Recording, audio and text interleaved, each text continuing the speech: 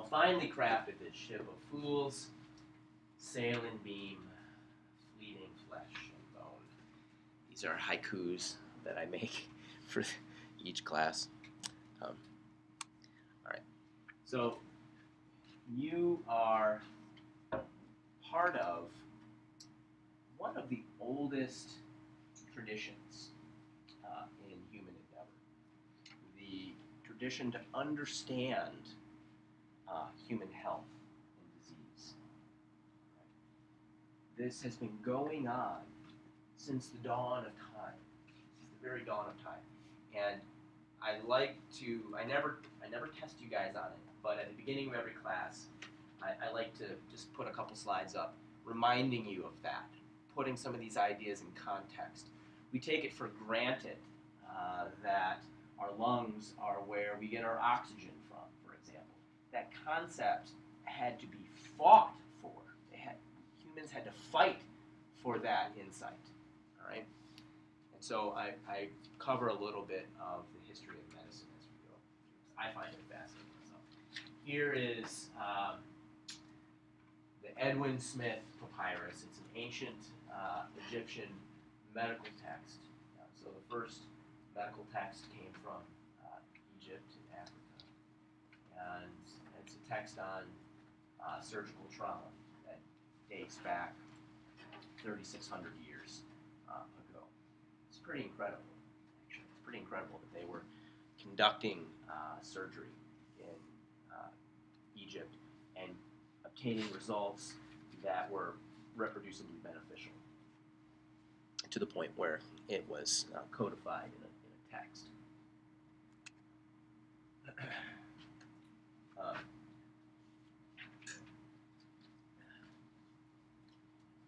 Certainly, by no means the earliest or the only physicians, but very important were the Greeks and the Romans, the legacy. And Hippocrates is considered to be the father of modern medicine. Any physician who becomes a physician takes the Hippocratic oath, right? And he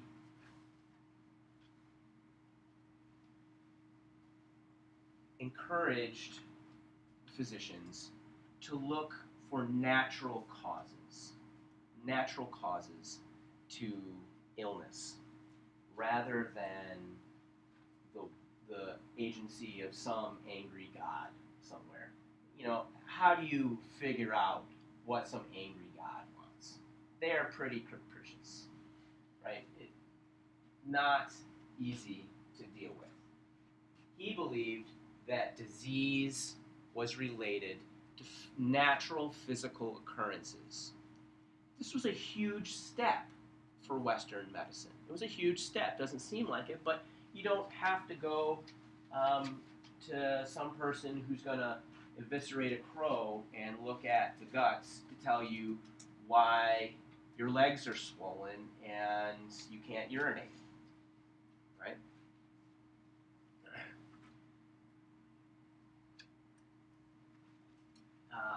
He came up with this oath, the Hippocratic Oath, and here is that was adopted throughout the ages. And here is a 12th century script from Constantinople showing the Hippocratic Oath, how it had been adopted. Our friend Aristotle,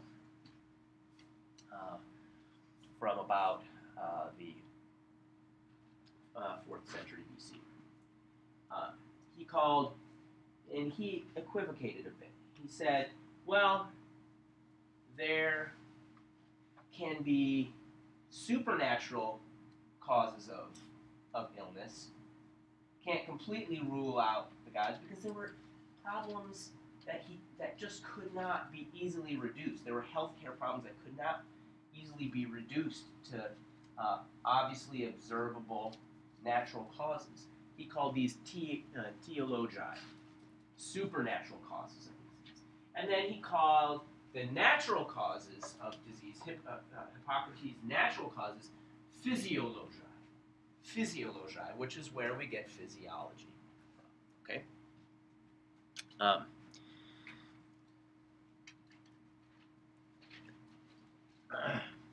He believed that the complex structures, anatomical structures that were observable, were built of simple, easily understandable parts, all right, which was an important mind frame for future generations of anatomists and physicians to adopt. He missed the target on a couple things. He thought that the nerves originated from and were under the control of the heart. Confused ligaments and nerves. It's kind of understandable. We still love Aristotle anyways. All right. This tough bugger, Galen, a Roman, moving on to the Romans. He was the physician for the Roman gladiators, which was a really great position for him to be in, because these guys were butchering each other left and right. And so he had a very ready source of bodies with an intimate view into their structure.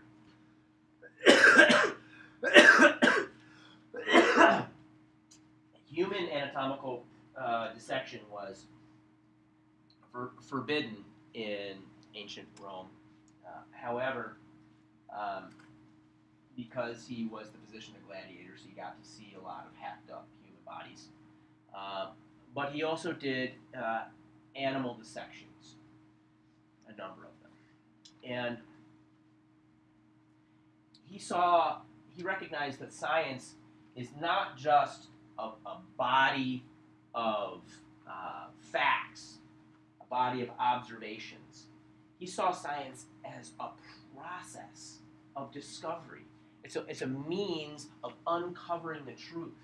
It's not just a collection of things that you know, right? So this is getting back to my notion early on of having a bulk of facts crammed in your head versus the ability to think critically, right? So Galen really pushed this idea. And he was a very careful anatomist, and he actually had very little. He held very little quarter for Aristotle, and you can see he's got these disparaging remarks. Those who know nothing of what is to be seen in dissection, I have shown in my book, on sale now at Barnes & Noble, the teachings of Hippocrates and Plato, that the source of the nerves of all sensation and voluntary motion is the encephalon, the brain, and that the source of the arteries and the negate is the heart. Already a pretty sophisticated understanding of the function of the brain and the heart, dating back to the 1st and 2nd century. All right. So during medieval times, Christianity was a pretty repressive entity. Thankfully, there was Judaism and Islam that were the guardians of knowledge and the spirit of inquiry, open inquiry. So here are just a couple of the more famous examples.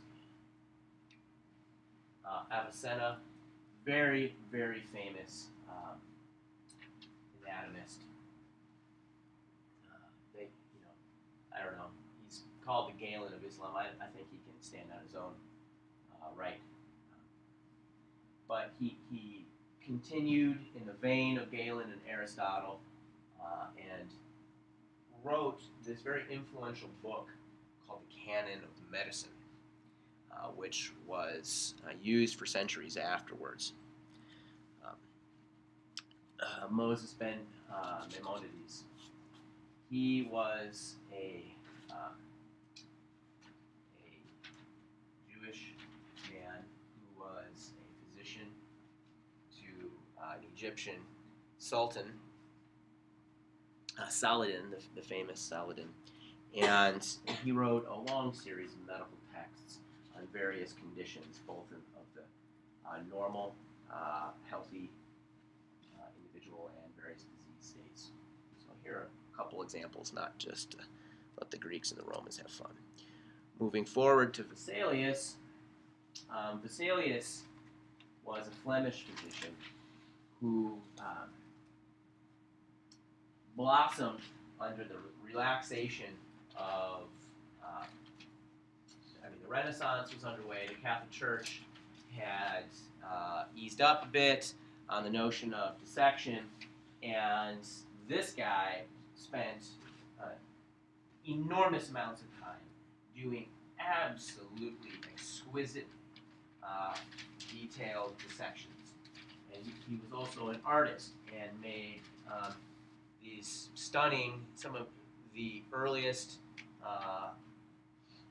exquisite anatomical dissections and drawings of the human body.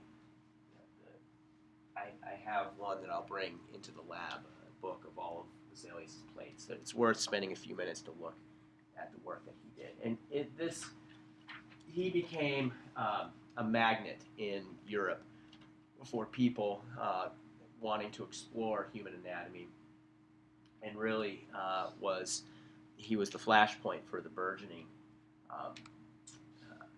of the anatomical discipline. All right. Here's a couple other people of importance.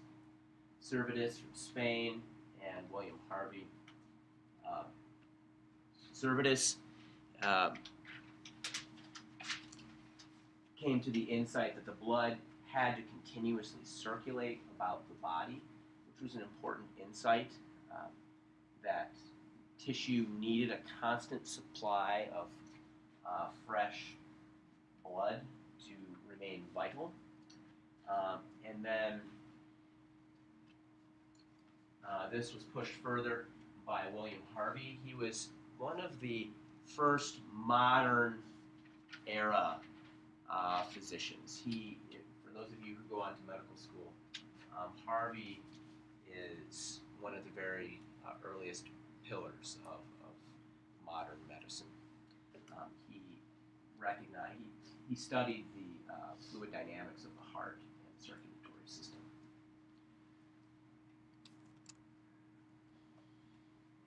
Things took another quantum leap when Robert Hooke put together the microscope and came up with the cell theory of human physiology.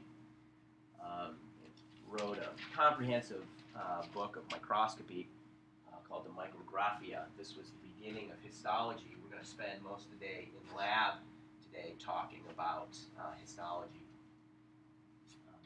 Thank you, Robert Hooke. All right. What? An architect. So here is Louis Sullivan.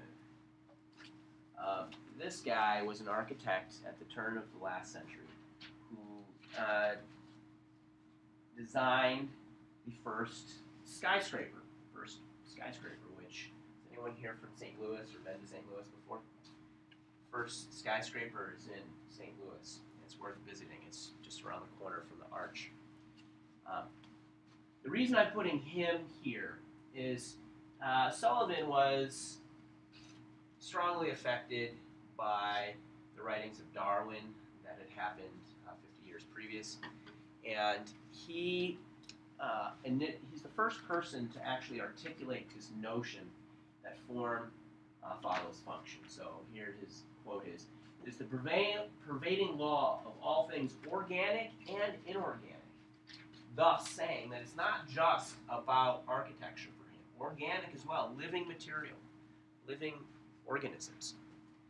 Of all things physical and metaphysical, of all things human and all things superhuman, of all true manifestations of the head, of the heart, of the soul, that the life is recognizable in its expression, that form ever follows function. This is the law.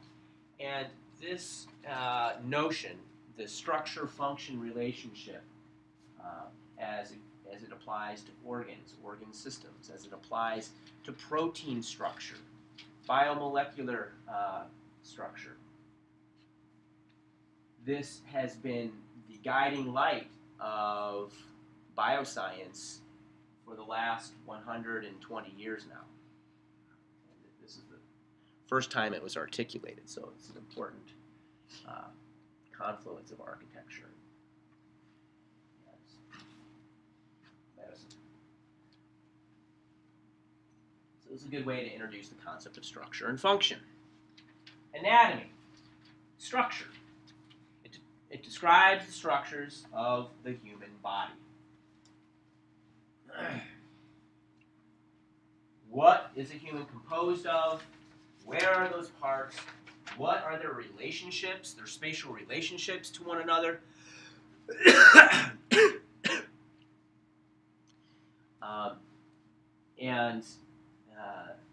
There is the gross anatomy. This doesn't mean disgusting. This means visible with the naked eye. The gross anatomy and the microscopic anatomy of Robert Hooke. This is contrasted with the function, the physiology. Right? How do these structures work? What are they doing? How do they work individually? How do they work cooperatively? This involves chemistry, biochemistry, genetics, biology, etc. The function, the necessary function of a structure is going to dictate what that structure is, so that the structure may serve the function required in a particular circumstance. This seems simple, but it was a pretty crashing insight about 120 years ago, which, if you think about it, kids, is not that long ago. It's really not that long ago. We've just taken the first steps out of the woods. The first steps out of the woods, which is a pretty exciting place for you to be in, right? All right. So there is, I'll talk about this a little bit later in another one of my lectures, and I find this to be very fascinating. I wish I could teach a class just on this concept. But, reality is fractal. There is a scale invariant self-similarity. No matter how close you look at things or how far away you get from something, there are patterns that are repeated, scale invariance, right? There is a hierarchy of complexity to life, and this is it. So we have atoms, right? We've probably all had some chemistry class someplace. You know what atoms are. That form molecules. These molecules form macromolecules. On up, these macromolecules form organelles, which form a community that is called a cell. Cells aggregate with other cell types and become tissue. Tissue forms organs. A number of organs come together to form these organ systems, and then there's an ensemble of organ systems that come together to fill the organism itself, right? So here is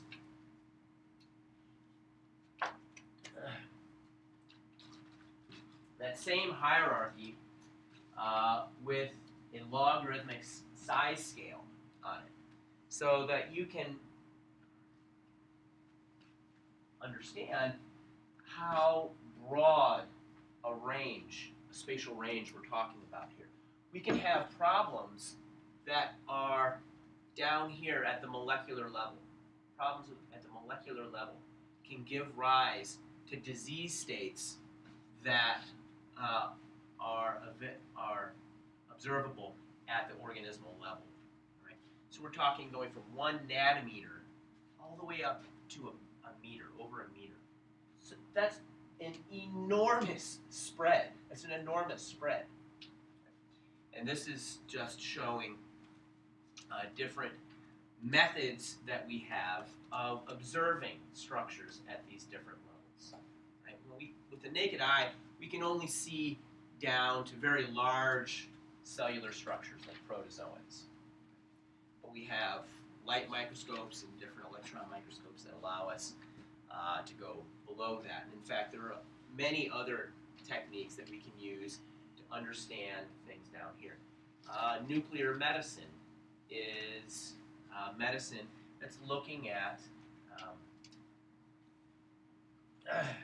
effects on the physiology of the organism with atoms, right? So different isotopes.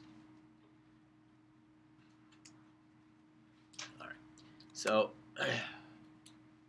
here's our hierarchy, and to look at the organ system level,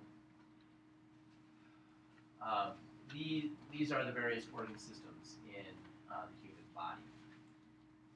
I'm gonna flash through these real quickly, just so that you can get a sense of what it is that we're putting together for the human body. As we go on, I'm going to jump around throughout these chapters when I'm hitting a topic, and I'm going to talk about, sometimes I'll talk about things at the biomolecular level. Sometimes I'll talk about organs, organ dynamics. Sometimes I'll talk about organ systems. Sometimes I'll talk about cells. I'm going to jump around this hierarchy very quickly. So the first system, the most readily accessible to us, is the integument. This is our skin and all its accessory structures, which include hair, your fingernails, your sweat glands. What does it do? Well, of course, it protects us against the nasty world that we live in, but it also provides us sensory information about whether something's crawling on us, trying to eat us, whether our hand is someplace hot or cold. It helps to regulate the body temperature and also helps our body from dehydrating. Burn patients who have lost a significant portion of their skin, one of the biggest challenges they face is dehydration. Skeletal system, obviously the major component of which is bones. However, it's also composed of cartilages and ligaments, which is connective tissue that goes bone to bone or bone to cartilage. And then the marrow, that there's red and yellow marrow that is within the medullary cavity of certain bones. It's providing us support and protection, of course, but it also has these two other very important functions. It acts as a calcium store, which is what we're going to talk about for the second half of the class here today, and it is the site of erythropoiesis, or the production of new red blood cells. Muscular system is basically just the skeletal muscles and the associated connective tissue that form the tendons. The muscle system provides movement, but it can also provide protection and support. For example, the rectus abdominis is protecting and supporting the abdominal viscera. And then the muscles are one of the primary ways our body has of generating heat. So we generate heat with the muscles. That helps us in the maintenance of body temperature. The nervous system,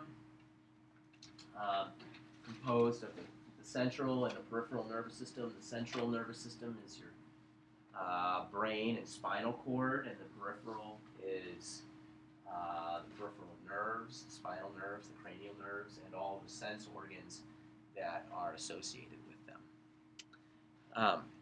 So the nervous system is a control organ, of course. It gives us an immediate response to stimuli. See a chunk of ice being thrown at us, it's time to duck, sort of thing. helps to coordinate the activities of the other organ systems, and it's constantly absorbing, processing sensory information, and then sending out an efferent response to that. The nervous system, of course, is more than that. You can almost think of the rest of the organism as a life support system for the central nervous system. The central nervous system provides us with perhaps the most unique aspect of life, which is consciousness. It gives us a sense of awareness, of being, of this unitary binding. I am alive, and I have hopes, dreams, feelings. All of that is, of course, the purview of the nervous system. The endocrine system is also a control system. It's made up, students struggle with the endocrine system the most because it's not spatially as unified as the other systems in the body. It's made up of this disparate set of organs. The pituitary gland, the thyroid, the pancreas, the suprarenal glands, the gonads. There's endocrine tissue throughout other tissues of the body, such as fat tissue, etc. The endocrine system is a control system of long-term changes. It's going to fine-tune metabolic activity. So it's your endocrine system that's guiding development. So shifts from childhood to puberty, from midlife to senescence. Right? So this is the endocrine system. And it can affect changes within the scale of minutes up to very, very long-term changes in the body. Rapid response is the nervous system. Cardiovascular system. It's like the UPS of the body. It's basically, its job is the delivery of blood carrying nutrients and oxygen, and the removal of heat, or the removal of waste materials from the cells. It's made up of the heart and the blood vessels in the blood. It also helps in dissipating some of the heat that is being generated by the body by redirecting blood either to the periphery or to the core. It helps us to maintain the proper body heat. The lymphatic system, this is another one I'm not going to get to talk about this semester. I'm not going to go into this, which is a shame because I really love the lymphatic system. It's interesting. But the lymphatic system is made up of the spleen, the thymus, the lymphatic vessels, the lymph nodes, of which some special lymph nodes are the tonsils and adenoids. So the lymphatic system is its primary concern is that of the immune system. It helps us fight off pathogens of various sorts, and it also is returning tissue fluids to the bloodstream. It's kind of interesting. The human body has these two parallel sets of plumbing. There's circulatory system that's being driven by a pump, the heart, but there's this parallel system, the lymphatic system, that also has all this vasculature running through your body, not driven by a pump. It's actually driven by all these lymph nodes, and if you notice, lymph nodes tend to be clustered at points of motion in the body. And so when you move a joint with a bunch of lymph nodes in it, you're squashing down on those lymph nodes and sort of pumping the lymph about your body, which is one of the reasons people who are bedbound have a harder time, that are not moving as much, have a harder time sometimes recovering from illness. Okay. Respiratory system, this is made up of the lungs, the alveoli, bronchi, trachea, larynx, sinuses, nasal cavities. And the primary function here is the exchange of blood gases, oxygen, carbon dioxide. Secondary function, of course, is phonation, the ability to speak. Digestive system. There's a number of parts here. I think you're pretty familiar with most of them: the teeth, tongue, pharynx, esophagus, stomach, your intestines. The liver, gallbladder, and pancreas are all considered to be part of the digestive tract as well. The digestive system is responsible for processing and absorbing nutrients for the body, and also for storing energy reserves. A huge amount of the glycogen, that the glucose that you need to function on a daily basis, is stored as glycogen in the liver. The urinary system. Primary organ of the urinary system is the kidneys, followed by the ureters, bladder, and urethra. The function of the urinary system is to remove excess fluid and to excrete waste products from the blood, water-soluble waste products from the blood. It controls water balance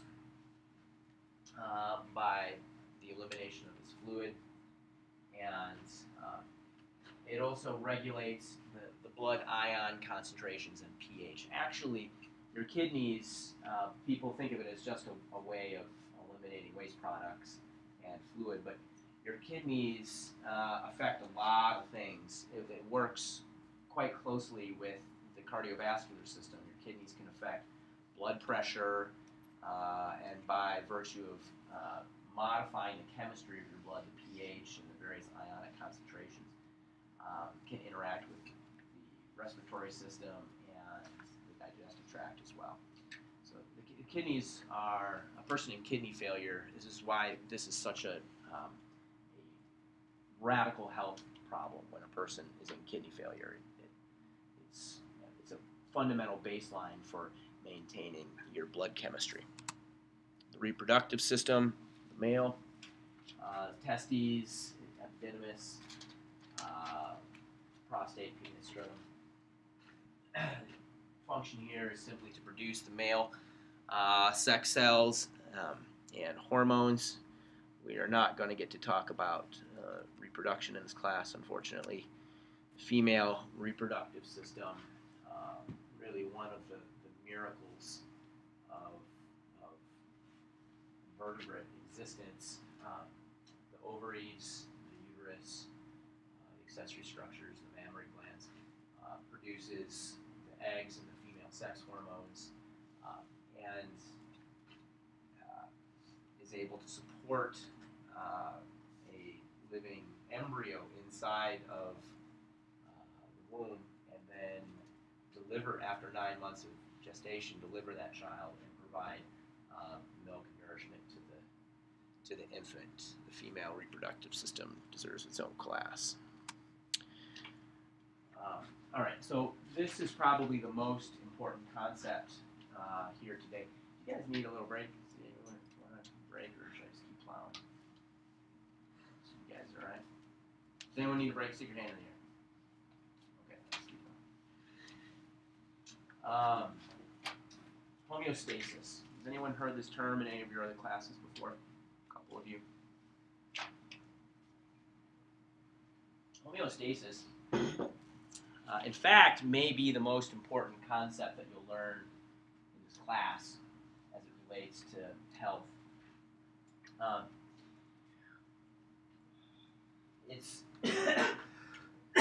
Homeostasis is the notion that various systems in the body are working together to maintain a stable environment. All right? So you go running, you're jogging somewhere, and you build up heat. Your body gets really hot. I used to work at a camp for children with chronic skin disease, and there were there were children there with a disease called anhydroic ichthyosis. They basically had a skin condition where there was no sweat glands in their bodies. And so these poor children, when they would go running around like every child likes to do, they would heat up, but they couldn't sweat. They couldn't sweat, so their body had no way of responding to this heat. And some of these kids would get super overheated. You have to chuck them in a tub full of ice, blah, blah, blah. It's real, in addition to the other problems they had, not fun. So, in a typical healthy individual, you have bodily mechanisms that once one parameter gets out of line of normal, we're able to respond, one of the body systems or maybe multiple body systems are able to respond to bring that parameter that's out of line back into a stable, normal range, all right? Homeostasis. State of the body fluctuates, dynamic equilibrium within a range around a set point for a particular feature. It can be temperature, it can be pH of your blood, it can be, there's all kinds of different things that are under homeostatic control in your body.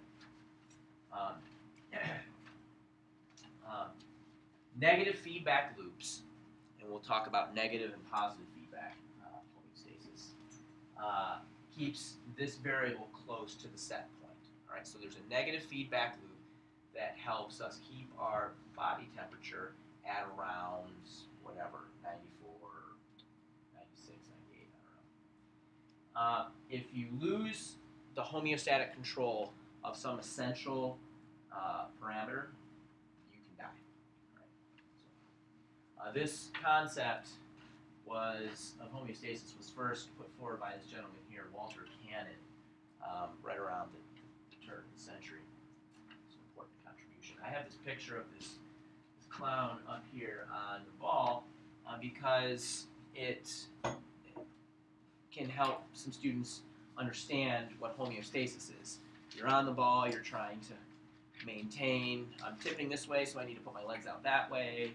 It's this constant process of trying to stay on the ball, stay within a normal range, and adjusting various body systems to maintain. So what's in a homeostatic system? These are the elements. There's some sort of regulated variable. Temperature, it can be, like I said, pH of the blood. There's a lot of different things. We'll talk about some of them. And then there's some sort of sensor that your homeostatic system needs a sensor that is monitoring that variable, right? And then that sensor sends sensory information to some sort of integration center.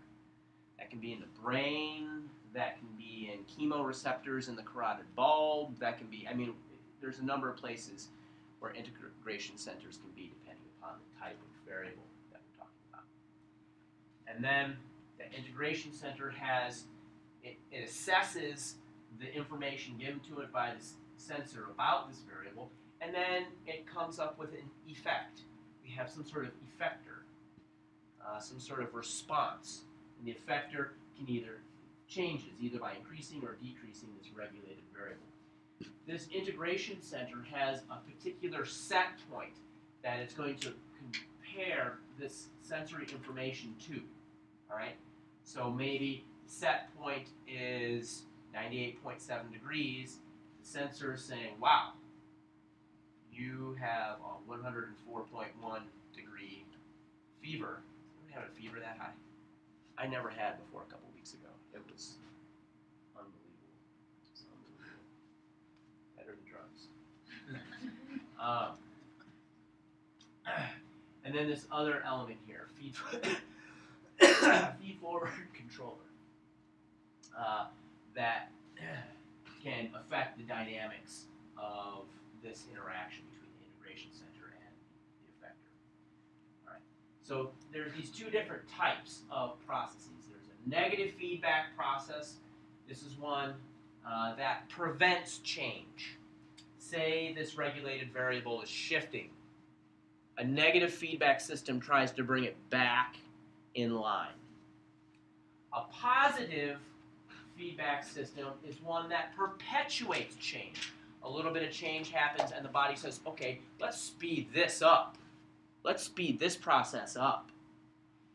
We'll see there's a number of examples of that. There's several examples of positive feedback loops.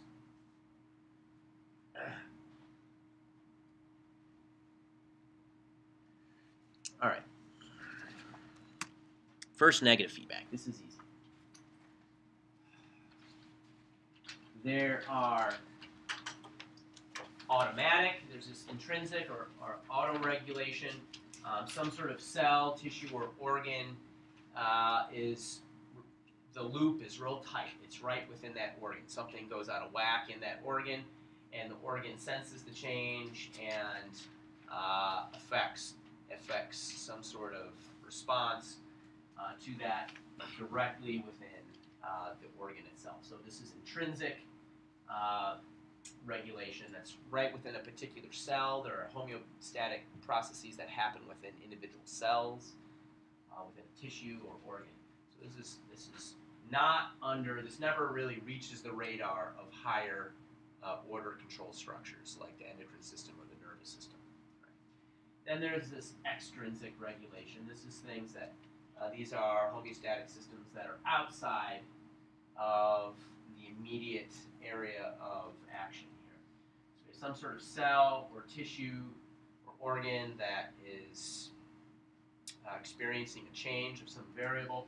This sends sensory information up to a higher order control structure that then processes it and can engage other organ systems if need be and effect a change to help support the original tissue that is undergoing this change.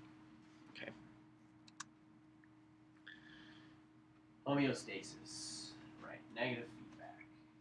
Here's a thermometer. This thermostat example is a pretty worn example, but it is applicable. Right. So there is a thermometer somewhere in the rheostat here, and it's measuring the temperature. It's sending sensory information to the thermostat. There's a set point. The thermostat set at a particular point that it compares the sensory information to the set point. What temperature is it, and what temperature should it be? It compares that, and it's a bit of a logic circuit. Depending upon that comparison, it's going to send information out to an effector. It'll kick on the air conditioner, and soon the room cools down. We restore a homeostatic balance, which is picked up by the thermometer, and that process is dialed back. So we get there's this normal range of temperature, and the actual temperature fluctuates in between that, dependent upon the action of these effectors. The air conditioner comes on, comes off. So it works quite analogously in the human body, right? So we have the thermoregulatory center in the brain, which is interpreting thermoreceptors throughout the body, compares it to a set point, and sends information to the various effectors, the sweat glands, blood vessels, you become flush, radiate heat, etc., and restore normal body temperature. So if you were to keep a little thermistor on your finger or under your arm or someplace and measure your body temperature continuously, you would see that your body temperature actually does fluctuate. It doesn't keep right at 98.7. Right? It fluctuates within a pretty narrow range, typically in a healthy adult or a healthy person. Okay. Another example is the postural change in blood pressure. Okay, you get up, blood pressure drains from your upper body, setting off baroreceptors in the aortic arch and the carotid bulb, and sends signals to the brain. The brain says, "Whoa, let's keep on, keep from going gray," and speeds up your heart rate and can restore your blood pressure to normal. This is why old people who get up often get super dizzy and fall over, because they may have atherosclerosis. The baroreceptors in their carotid valve or aortic arch may not be as sensitive, and so they get up and their heart doesn't really respond the way it should, and they go gray and fall over. So that's a real problem with older folks. All right, positive feedback. Positive feedback is another homeostatic process, but rather than being a negative feedback, that's a process that's opposing a change, it's actually trying to speed some sort of change up. So here's a bunch of examples. We get a cut. We start bleeding. Well, those damaged cells start releasing chemicals. We don't want to just sit there and bleed, right? We want to stop bleeding. So we want to start clot, right? And the clotting begins. We want to speed that clotting up. Like as soon as we say the alarm goes off that there's been tissue damage, let's hurry up and block it. So we get this positive feedback loop. The clotting accelerates, chemicals are released. Eventually, we get to a point where the blood clot has occluded the injury and the bleeding has stopped, and there's not any more of these chemicals being released from the damaged cells, and that positive feedback loop tapers off. But in the beginning, we want to ramp that up as quickly as we can. Here are some other examples. Contraction during childbirth. The woman has that first Braxton Hicks, right? That first contraction. Ooh, oh, ooh, that one. And then as soon as that happens, that sends a signal to the brain, oh, it's time for the baby. And the baby and the brain sends signal for the next contraction. And they start getting closer and more intense. That is a positive feedback system that's going on right there. Protein digestion, fever. When you start building a fever up. Ovulation is a positive feedback. Lactation. When the baby takes the first sip of milk, or even more actually, it's tied into the auditory system. The mother hears the baby cry. She has the initial milk let down, and then as the baby begins to nurse and drawing some of the milk out of the mammary glands, the mammary glands begin to ramp up and produce as much milk as it possibly can because it's time to feed the baby, right? That's a positive feedback. So, okay, well here's a picture of the childbirth one. We already talked about that.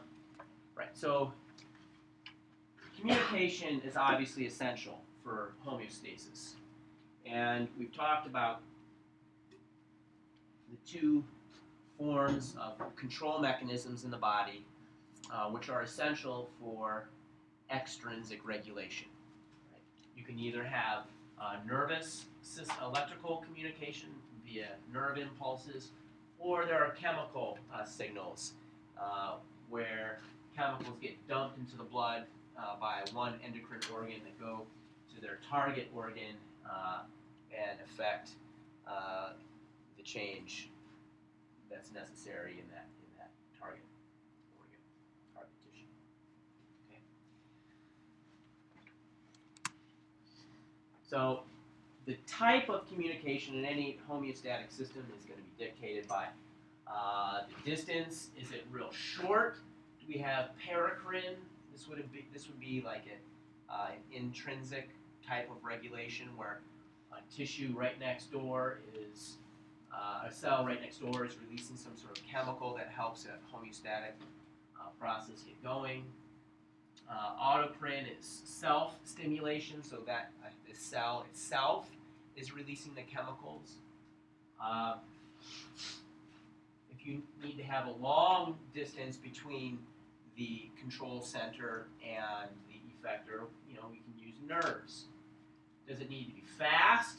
The response need to be fast. Well, somatic nerves are your vehicle. Slow, we can use the endocrine system. If it's not, it doesn't need to be super rapid, then we can use the endocrine system. What's the distribution? Does the effector need to be a single specific bundle of muscles, for example in the eye? Or can it be diffuse? Can it be throughout a broad range of tissue in the body, right? If so, use the endocrine system. All right. So I'm going to switch gears a little bit. I'm not sure if I'm going to get quite through all of this material. I'm sort of going slow. Difficult today. Calcium. Calcium is fundamental to life. It is.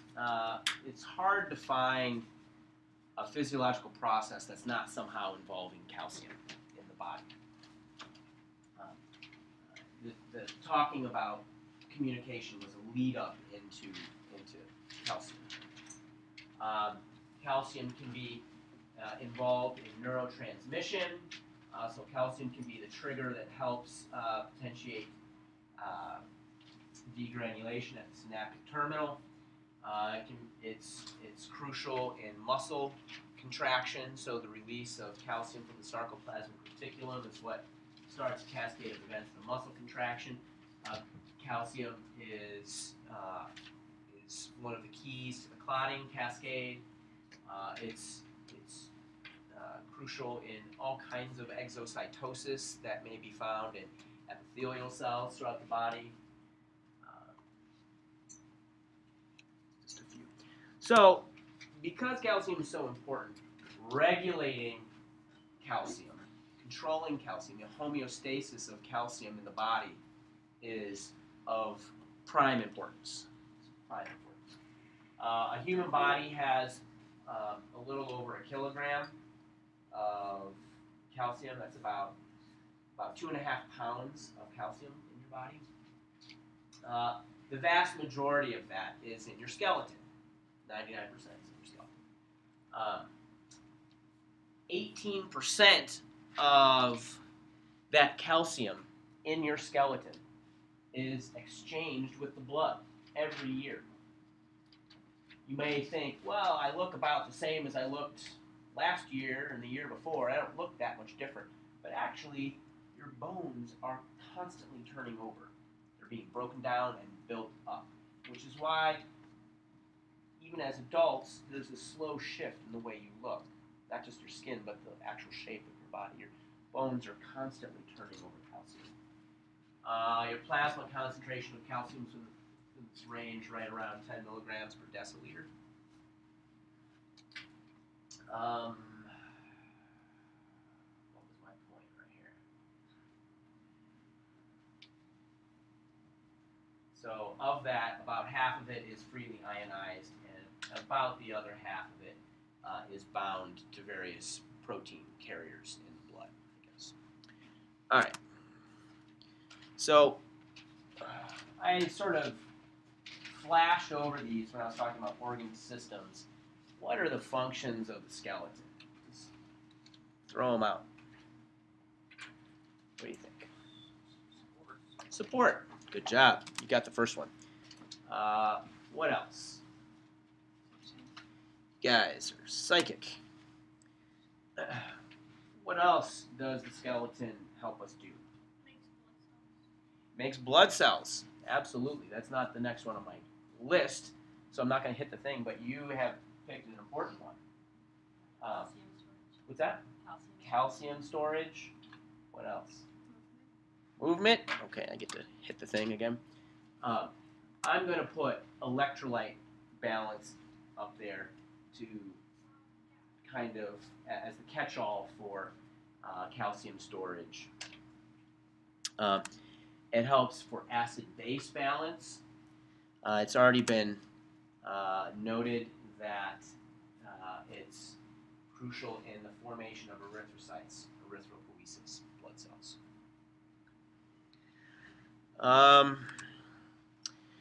These are the types of bones. I don't need, this is really just so that I can, this is some background just so I can talk about marrow. There's all these different types of bones. There's flat bones, these small sutural bones that can be found in between the junctions of flat bones. There are these irregular bones, such as your vertebra, these short, round bones, like the ones in your wrist, for example. Sesamoid bones. The patella is the greatest example of sesamoid bone, but it's also kind of the worst. The sesamoid bone is a bone that's contained within a tendon. So another sesamoid bone is your pisiform, which is at the corner of your palm beneath your pinky. You can move that bone around. It's completely surrounded by a tendon. It's not actually attached to any other bone. So sesamoid bones, and then long bones. Okay, your arm bones, your leg bones. They act as levers. But importantly, these long bones have medullary cavities that's full of marrow. So here's a picture of a long bone, and what do I want to focus on here?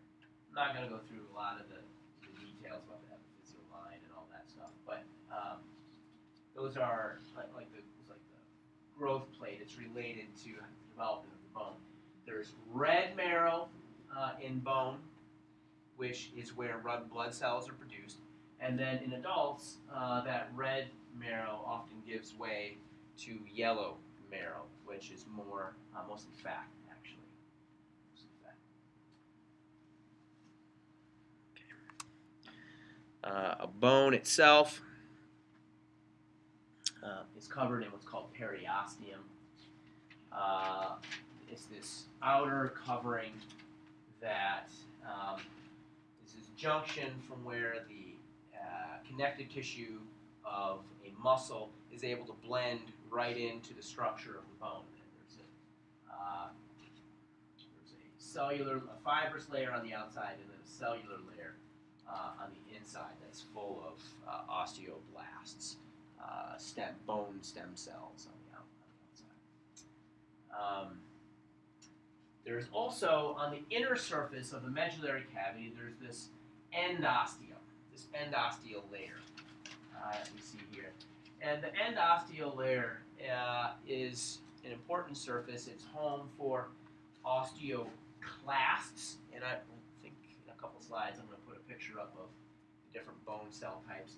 Osteoclasts, you can think about these as being the bone cells that are breaking the bone down. They're dissolving the bone. And then there's also osteoblasts. These are bone cells that are building bone up.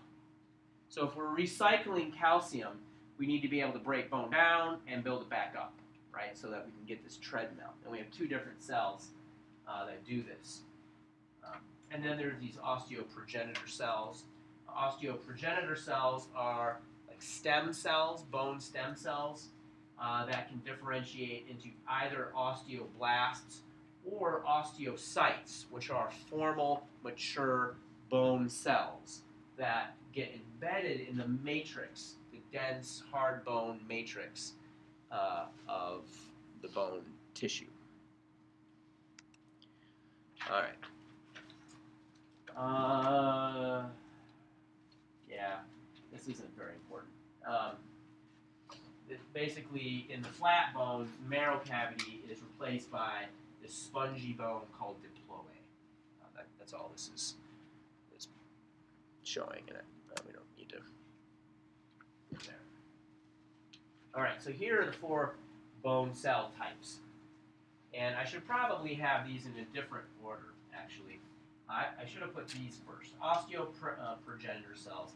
These come from, these are stem cells, so partially differentiated stem cells. It's not an embryonic stem cell, but they do come from embryonic mesenchymal cells. They've partially differentiated to the point where they can then go on to differentiate into one of these two types of cells. All right.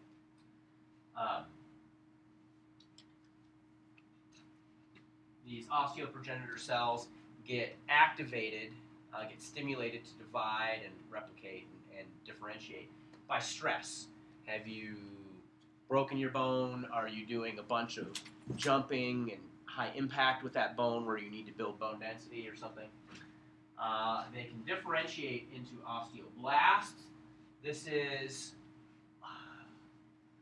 also a stem cell, except that an osteoblast is not able, there's no more forks down the road for it. It's just not a fully mature cell yet. It hasn't terminally differentiated. It has a very unique purpose where it's at, however, and that is it produces osteocalcine, which is a hormone that dictates calcium balance, which increases the activity of the pancreas and insulin sensitivity in adipose tissue, and then it's also building. It's able to build bone matrix.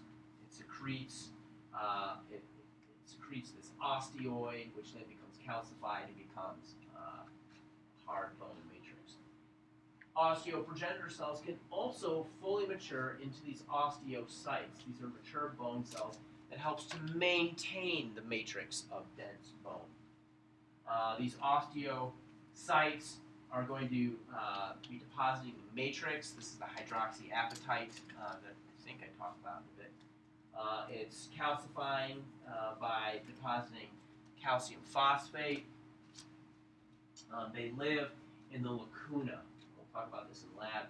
Basically, these holes in the dense bone. There are these caves where the osteocytes live in the actual bone.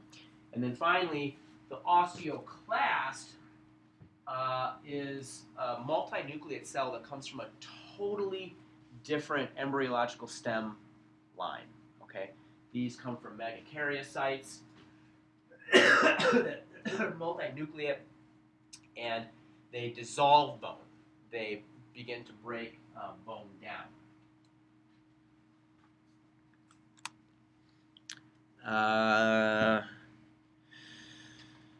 What do I want to focus on? I'm running out of time, so I don't want to get too caught up here. But I guess the take-home message here. Here is the osteoclast, and the remodeling of bone is a result of the action of the breakdown of osteoclasts and the building up by osteoblasts and osteocytes. Okay, so the two of those cell types need to be in a balance at a relative. For you to stay at like a normal bone density, they need to be operating at relatively the same levels. They're always going. Okay. Pathology develops, for example, osteoporosis, when one of the cell types falls behind or becomes overactive and falls out of whack with the other. Okay.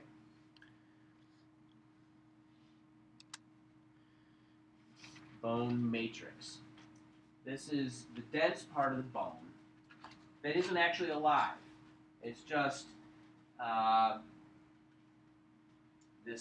hard stuff that is used to, like the shell that a mollusk might use. The shell is not alive. The living thing is inside. So the bone matrix, about a third of the dry weight is organic matter. This is collagen, various polysaccharides, proteoglycans, glycosaminoglycans, glycoproteins. And then about 2/3 of it is basically ceramic. The ceramic stuff called hydroxyapatite. And most of it's hydroxyapatite. So you can see hydroxyapatite has this complicated calcium structure. Here's a picture of it. This is just a molecular model of what hydroxyapatite looks like. There's a little bit of calcium carbonate in there as well. So that's bone. There's this the so-called Haversian system. Haversian is eponym, and I'm sorry I don't have anything about whoever that person was. I don't actually know. But a bone, and we'll talk about this in the lab, but bone is made up of these bundles of dense material with these tunnels running through them, perforating canals that have these vans, these neurovascular bundles, vein, artery, nerve, that go in there and through these nutrient foramina. A foramen is just a hole in a bone. Go in there and then hit these vertical channels that run along the length of these bundles of dense bone matrix. Yeah, that's the Haversian system. I'm not going to talk about this actually in much detail because we go through all those structures in lab.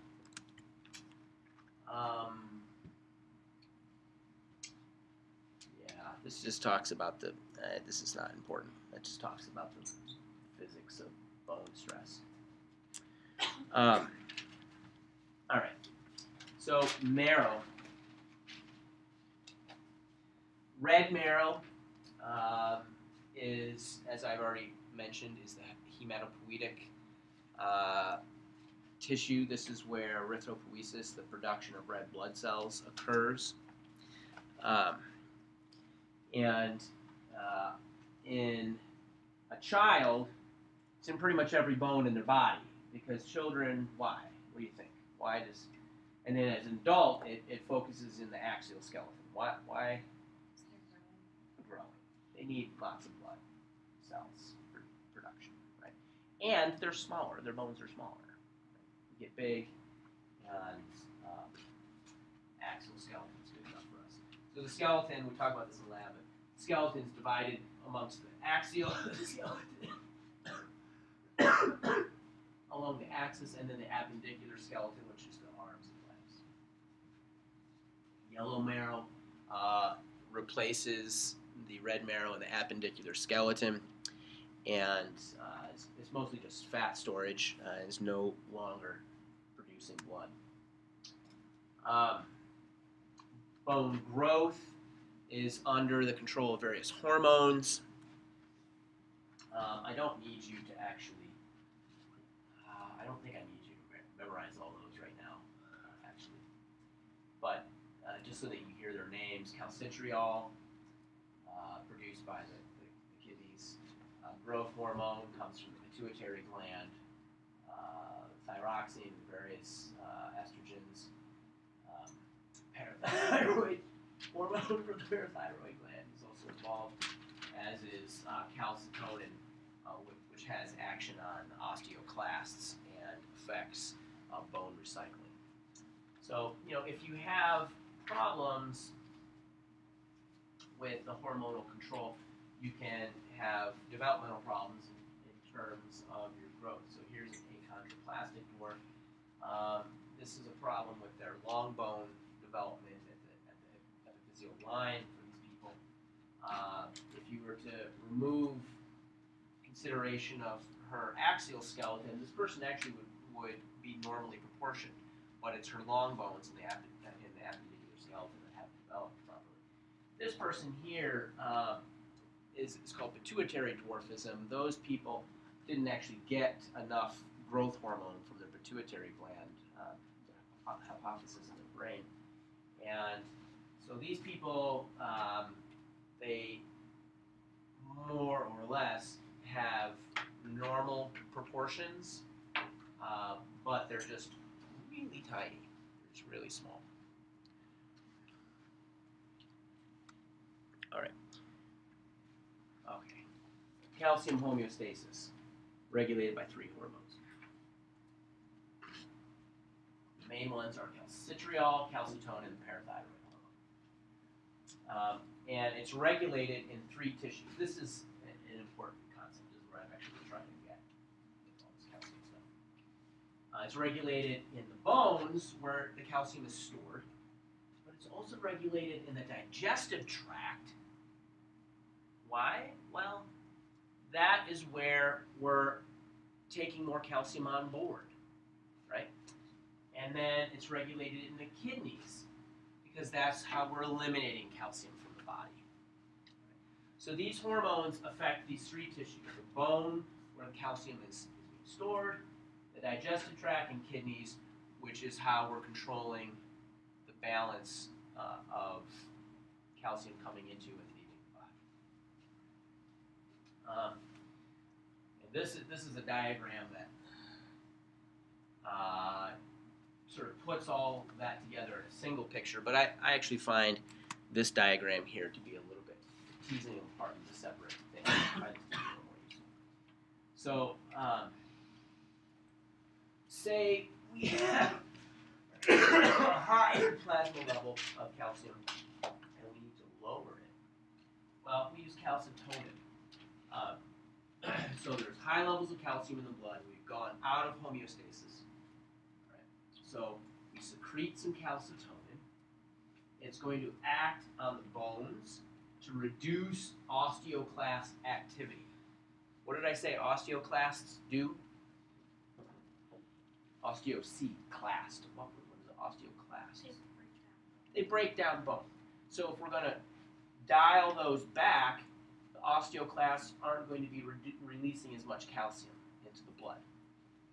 They also increase the activity of osteoblasts. What do the osteoblasts do? What do you think? They build bone. Okay, so make hay while the sun shines. You got lots of calcium in your blood. Let's store it. Let's put it in the bank. Right? That's going to bring the blood calcium back to normal. Right? That's calcitonin. Also, if this is the case, we're going to decrease the amount of parathyroid hormone and calcitriol. We're going to absorb less calcium out of that yogurt that you had for breakfast. And the kidneys, the calcitonin is going to act on the kidneys to help us excrete more calcium. All right? So we're going to build bone, absorb less, excrete more. Bring calcium down, in the plasma calcium down. On the other hand, say we have too little calcium in the blood. All right, I talked about the 10 milligrams per deciliter. Say that drops below the 9.4 lower set limit. Well, we're going to make some parathyroid hormone. Parathyroid glands are these two little lentil-sized glands on either side of the thyroid right here in your throat. It's going to turn the osteoclasts up. Okay, so we're going to liberate some calcium out of the bones.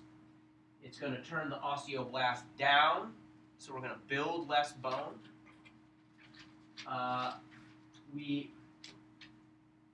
So this one's a little bit sophisticated, but we excrete more phosphate. If you excrete more phosphate, then that calcium phosphate balance goes out, and you're not able to make hydroxyapatite as much. So even though we're talking about calcium, we're going to affect the phosphate, because the phosphate calcium balance is what we use. The stoichiometry there is what we use to maintain the hydroxyapatite. And then, but we excrete less calcium in the urine. More phosphate, let's get rid of the phosphate, but save the calcium in the urine. So parathyroid hormone and calcitriol also increases the absorption. Increases the absorption in the gut of calcium, and I already talked about its effect on bone and kidney. All right. So here's the same thing, just a different way of looking at it. So calcitriol is a downstream product of vitamin D, which is what we're getting from this cholesterol derivative, 7-dehydrocholesterol, and the action of the epithelial cells in the skin and UV light. So people who have clients don't see the sun ever. They don't get enough vitamin D, and they go into they have reduced bone density. All right.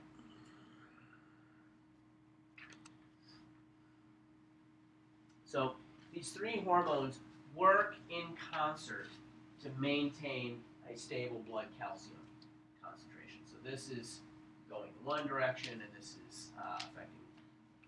This is going in the other. Right? So this is putting all of those together. This is the absorption and excretion half of the equation, and this is the storage equation. On one hand, it's the effect of low calcium and high calcium. This is the complete homeostatic process that I've just talked about. I won't go through it again because we're sort of at that point. Again, this is another, just same thing, just another slide depicting the same thing. Because we're kind of at the end, I'm not going to be redundant. Yeah, this was a slide about various fractures. We're pretty much at the end of the class. I think I'm going to just skip all of these and get to just this last little interesting bit. So I like to end the class with a little bit of pathology. And here is osteoporosis. So we talked about calcitriol, calcitonin, and parathyroid hormone, maintaining calcium balance. But bone integrity itself is under those other hormonal controls that I showed in that slide with the two different types of dwarfism. One of them is the estrogenic compounds, right? Estrogen. And estrogen inhibits the resorption by the osteoclasts. When women hit menopause and their estrogen falls off a cliff, what's really going on here is we're taking off that control on osteoclasts. And it's osteoclasts in these postmenopausal women, hyperactivity in the osteoclasts of postmenopausal women, that lead to such a high incidence of osteoporosis in this population. How do you deal with that? Well, none of these ways are very good, actually. There's this estrogen replacement therapy. This slows that a little bit, but it has a host of other problems associated with it. It has some cells here that, there's some drugs that just kill off your osteoclasts. Also not really the best because we're reducing the ability of the body to actually turn over the bone tissue, which is an important part of its physiology. You can hit them with daily doses of parathyroid hormone. This also has a number of side effects which aren't very optimal. And this is the best thing here. So exercise and diet between the ages of 25 and 40. Now, before, men and women, before you hit late middle age and older age, the choices that you make now are going to have the biggest impact on your long-term bone health and density. Making sure that this thing reflects a healthy, balanced diet and good exercise regimen is really the best thing you can do. Prevention is worth an ounce of prevention and a pound of cure. Right? So, yeah, it's really not a pretty sight, osteoporosis. Let's leave it at that. Are there any questions? Okay, so what I would like